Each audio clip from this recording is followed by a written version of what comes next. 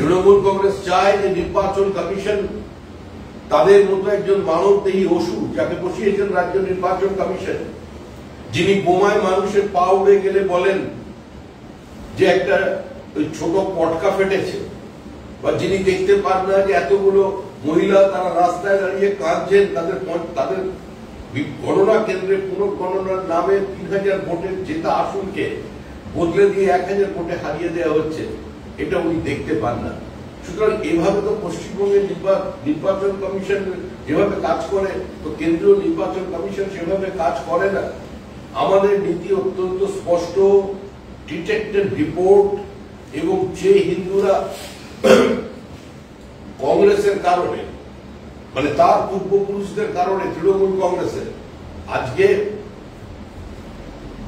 ওখানে থেকে যেতে বাধ্য হয়েছিলেন, নিজের দেশে পরবাসী হয়ে গেছিলেন, দ্বিতীয় শ্রেণীর নাগরিক হিসেবে জীবনযাপন করছেন, তারা যারা এদেশে এসেছে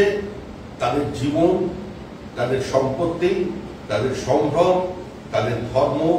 তাদের পরিচয়, তাদের পদবিকে সুরক্ষিত করার দায়িত্ব আমাদের সরকারের।